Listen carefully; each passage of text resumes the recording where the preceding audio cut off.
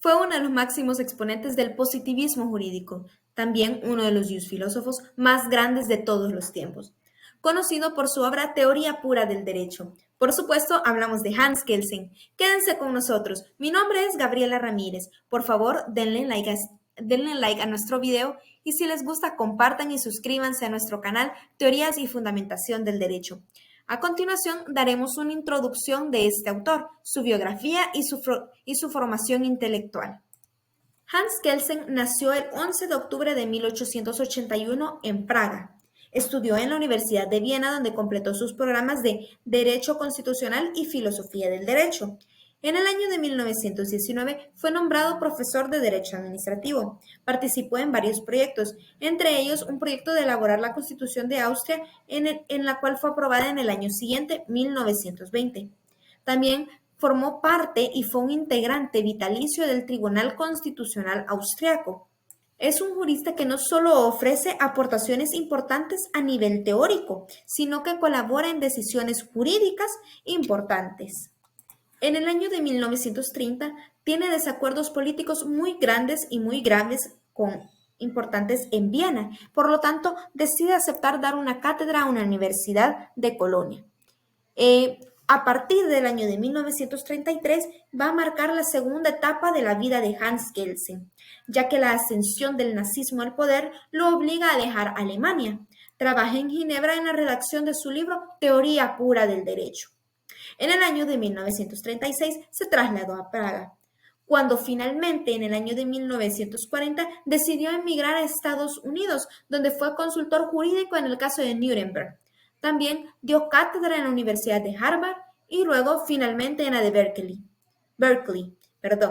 Este fallece en el año de 1973. Durante el siglo XIX se desarrolla en Alemania la tradición positivista. Kelsen es un positivista y se considera un heredero de esa dirección del pensamiento. Para Kelsen, un punto de referencia importante es Jelinek, ya que menciona Kelsen que Jelinek ha sintetizado de modo perfecto y magistral la teoría del Estado de la última centuria. Kelsen cree que esa tradición ha planteado bien la dirección de la investigación, pero ha sido incapaz de realizar el proyecto con el rigor y la neutralidad que exige el conocimiento científico. La insatisfacción de Kelsen consiste en el hecho en el que él cree que la ciencia jurídica no se ha desarrollada, la que fue desarrollada en el siglo XIX no es una verdadera ciencia. Entonces, Kelsen se muestra insatisfecho por dos razones fundamentales. La primera, porque la ciencia jurídica no ha sido capaz de construir un método específico, sino que ha incurrido en el grave defecto de sincretismo metodológico. Ha comprometido con ello a uno de los ideales de toda la ciencia, que es el rigor. También la segunda insatisfacción que posee Kelsen es que la ciencia jurídica ha violado la exigencia de la objetividad. En muchas ocasiones ha traicionado su compromiso con la verdad para defender poderes políticos determinados. Entonces, para Kelsen, la tradición positivista y su insatisfacción kelseniana es por la falta de rigor y objetividad. ¿En qué consiste el rigor metodológico y objetividad que pretende introducir Kelsen a la ciencia jurídica? Primeramente, me gustaría hablarles de Jelinek.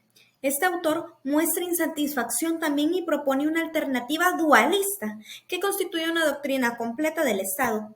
Sostiene que la doctrina general del Estado ha de investigar a este en su plenitud y singularmente atendiendo a dos órdenes, dos problemas que corresponden a los puntos básicos. Para esta ciencia, el Estado es, por una parte, una construcción social y por otra, una institución jurídica. Kelsen no le parece esta idea, no le parece, no está de acuerdo con esta idea y se opone radicalmente a esta propuesta metodológica y considera que la teoría de Jelinek no tiene ningún espíritu crítico e incurre en el grave defecto del sincretismo metodológico. Entonces, el rigor del tratamiento científico afirma Kelsen que exige atenerse al método y no mezclar métodos sociológicos y jurídicos. Entonces, la propuesta que hace Kelsen es olvidarse del dualismo metodológico, como había mencionado Jelinek, y de todas sus consecuencias y proponer el monismo metodológico como único criterio científico riguroso. Kelsen denominó a su teoría pura porque quería depurarla de todos aquellos métodos, conocimientos que no fueran estrictamente de lo jurídico. Pero la insatisfacción de Kelsen no es solamente por la falta de, no proviene solo de la falta de rigor metodológico, sino también de la falta de la objetividad en las ciencias del derecho. Entonces, Kelsen se puso al hábito de defender con el nombre de la ciencia del derecho a una autoridad objetiva. Postulados políticos de Kelsen es construir una ciencia descriptiva del derecho que tenga como objeto el aspecto normativo del derecho, que es por tanto una ciencia descriptiva que tiene como objeto el lenguaje normativo jurídico. Como vemos, según lo último, para Kelsen la ciencia jurídica debe de ser una ciencia descriptiva en la cual se tiene por objeto el lenguaje normativo jurídico, describir la norma, en la cual se tiene como objeto el aspecto normativo del derecho. Kelsen tiene muy claro cómo debe ser un saber científico del derecho, en la cual propone rigor y objetividad. Su objetivo es describir las normas y pretende construir una teoría general que sirva para describir cualquier derecho positivo. Desde el punto de vista de la metajurisprudencia, tiene una teoría prescriptiva muy clara. Nuestro punto número 4 es abordar cómo la categoría de la imputación se vincula con la aspiración de autonomía kelseniana de las ciencias jurídicas.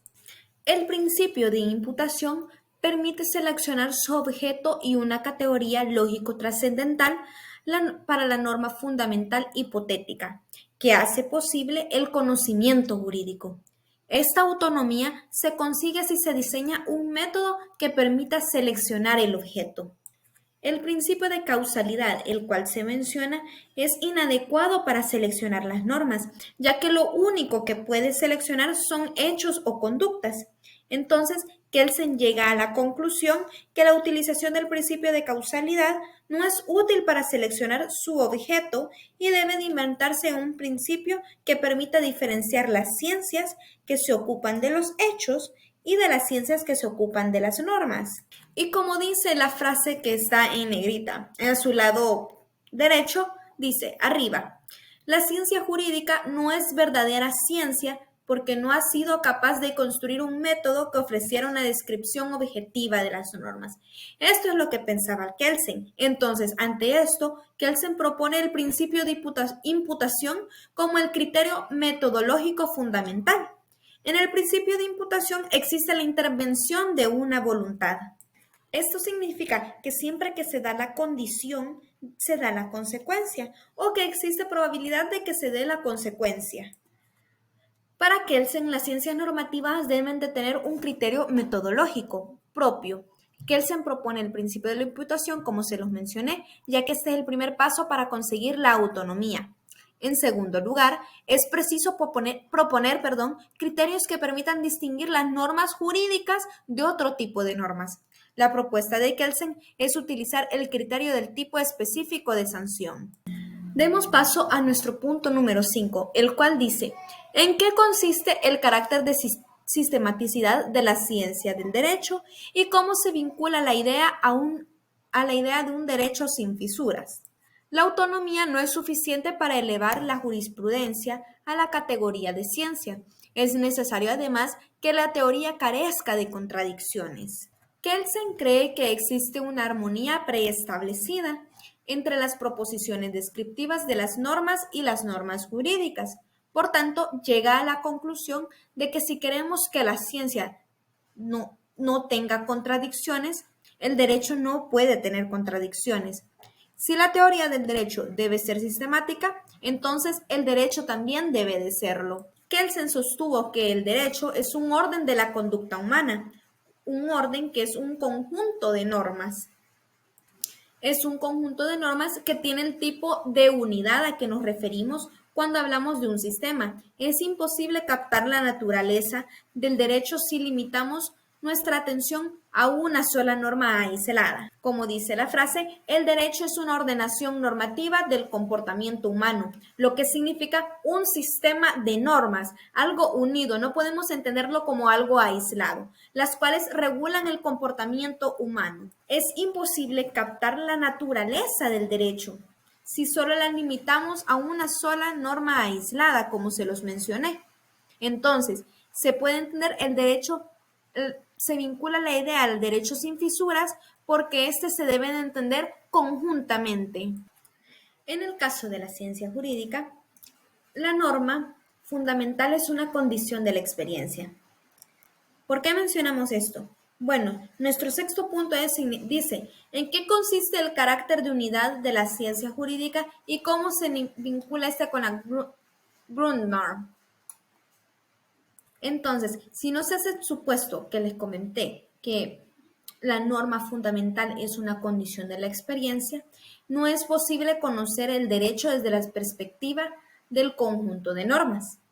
En segundo lugar, la norma fundamental debe ser una norma, porque si fuera un hecho, incurriría en la falacia naturalista, porque se deducirían a los valores de los hechos, valores de hechos.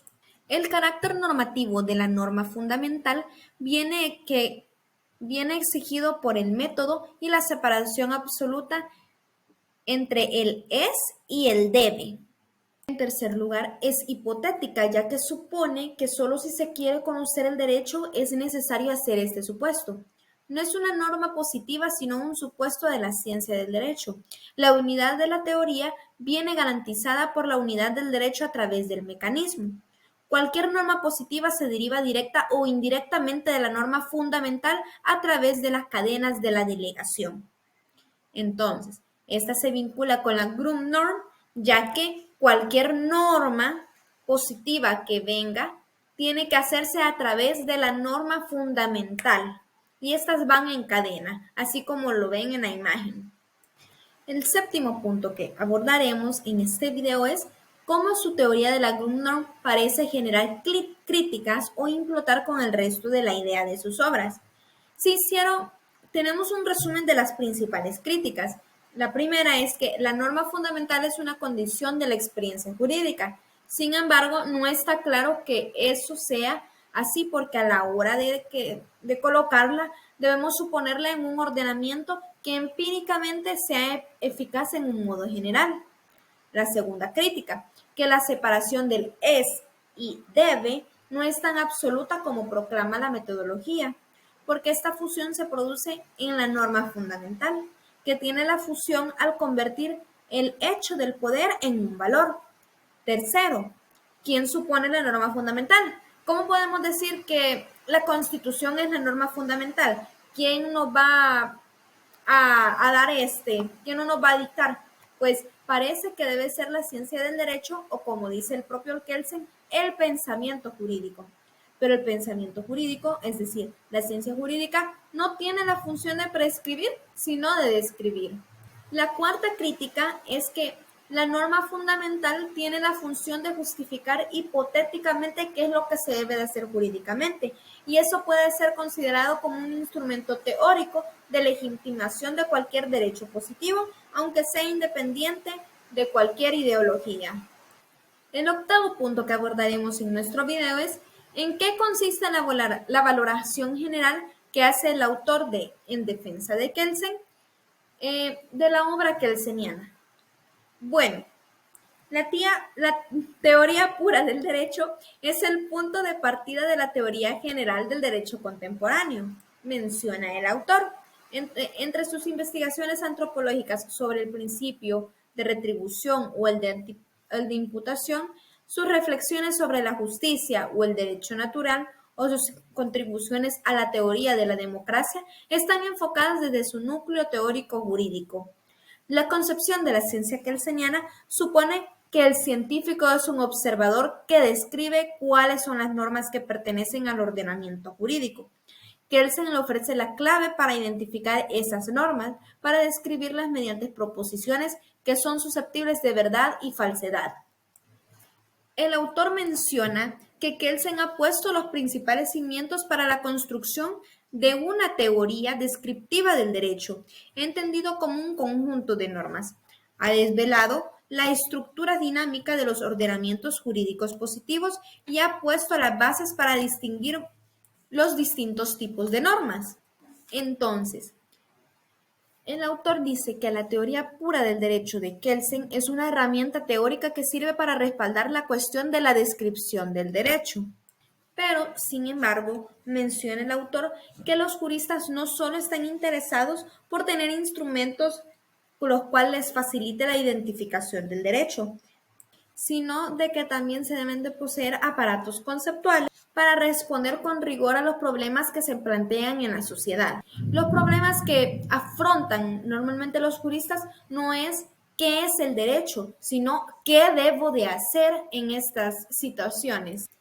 Y menciona que las direcciones contemporáneas del pensamiento jurídico están más preocupadas para resolver problemas prácticos que por aprender cómo se argumenta y acercarse más a la filosofía política, la cual trata de justificar decisiones que por la descripción de las normas. Pero sin embargo, siempre que se quiera construir una teoría descriptiva del derecho, nuestra estrella principal va a ser el autor Hans Kelsen. Es por ello que no podemos dejar de leerlo y estudiarlo. El punto final para terminar nuestro video acerca de este autor. Bueno, ¿qué piensa de esta valoración general? ¿Se ha vinculado la lectura a lo estudiado en el curso? ¿Qué piensas del pensamiento de Kelsen? Bueno, cuando nos queremos basar en una teoría descriptiva del derecho, nuestra estrella principal, como lo mencioné anteriormente, va a ser Hans Kelsen. La lectura de En defensa de Kelsen se ha vinculado a nuestro curso de teoría y fundamentación del derecho, dado que nosotros hemos visto las diferentes concepciones del derecho, como tal, las hemos analizado y se ha hablado tanto de diversos autores y de sus opiniones acerca de la filosofía del derecho. Pero podemos decir que Kelsen hace un aporte muy significativo en nuestro curso, dado que gracias a él nosotros estudiamos el ser y el deber ser del derecho, la norma válida en la medida que es derivada de otra norma, una norma buena, justa, esto es el ser, rangos de norma, la ley primaria, la Constitución. Una norma válida que es la que se derive de la norma superior, que cumple las formas que plantea o establece la norma superior, la Grundnorm. Este es y también nos ayuda a tener un pensamiento formalista. Acerca del pensamiento de Kelsen, puedo opinar que la determinación del Kelsen de que el derecho es una norma o un sistema de normas posibilitó vertebrar todo un complejo teórico que tuvo su epicentro en la norma jurídica como esencial manifestación lógico-formal de derecho, que con el neocantismo alcanzó una sistemática significación en la oposición que se hizo de los mundos del ser y del deber ser. También aprendimos que el modelo kelseniano define la ciencia jurídica como una ciencia normativa, pero no en el sentido de que prescribe las normas, sino en el sentido de que las describe. Con este breve repaso de la labor intelectual que hicimos de Hans Kelsen, es imposible afirmar que no fuera un titánico esfuerzo por hacer del derecho una teoría pura, que prescindiera en su concepción de todo elemento real. Su teoría pura del derecho es estrictamente jurídica y supone que la verdad o falsedad de los enunciados jurídicos no dependen de premisas empíricas o morales. Les agradezco su atención en este video, espero puedan entenderlo de una manera simple y que les pueda ayudar a ustedes acerca de comprender un poco más y saber un poco más acerca de este autor, Hans Kelsen, y filósofo claramente del derecho. Si les ha gustado el video, por favor, déjennos un like. Si tienen dudas o preguntas, pueden comentar en la caja de comentarios. Muchas gracias. Feliz día, tarde o noche.